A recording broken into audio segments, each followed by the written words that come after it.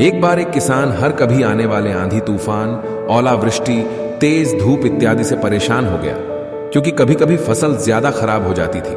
इसलिए वह परेशान होकर ईश्वर से शिकायत करने लगा।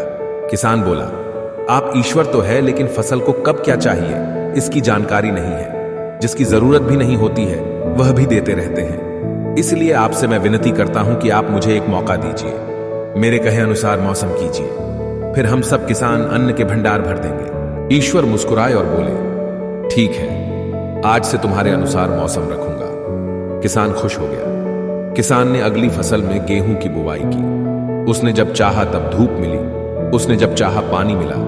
पानी की तो उसने बिल्कुल कमी नहीं आने दी।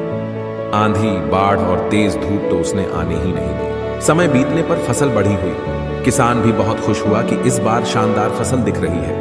किसान ने मन ही मन सोचा कि ईश्वर को अब पता चलेगा कि अच्छी फसल के लिए क्या क्या जरूरी है। फालतू में ही किसान को परेशान करते रहते हैं। किसान फसल काटने के लिए खेत पहुंचा।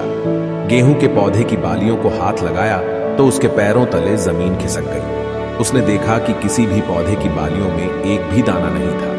किसान दुखी हो गया और बोला, हे ईश्वर, ऐसा क्यों हुआ? क्योंकि मैंने तो सब कुछ सही किया और सही समय पर किया। इस पर ईश्वर बोले, हे प्रिय किसान, ऐसा तो होना ही था, क्योंकि तुमने इन पौधों को बिल्कुल भी संघर्ष नहीं करने दिया। इन्हें ना तो तेज धूप में तपने दिया, ना ही आंधी का सामना करने दिया। इन्हें किसी भी प्रकार की चुनौतियों का सामना नहीं करने दिया। इसलिए बाहर से भले ही अच्छे दिख रहे हो, लेकिन ये अंदर से बिल्कुल खोखले हैं। इनके अंदर कुछ भी दाने नहीं।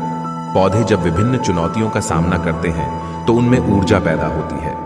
ये ऊर्जा उनके अंदर सही सामर्थ्य पैदा करती है जिनके लिए वह बने हैं। दोस्तों, ठीक इसी प्रकार जब तक इंसान संघर्ष से नहीं गुजरता है, वह आदमी खोखला रह जाता है। जीवन की चुनौतियां ही उसके लिए उन्नति के नए रास्ते खोल देती हैं और आदमी को मजबूत और प्रतिभाशाली बनाती है। इसलिए आपके भी जीवन में मुसीबतें या चुनौतियां आए तो घबराना मत। ये आपको बिखेरने के लिए नहीं, निखारने के लिए आई है।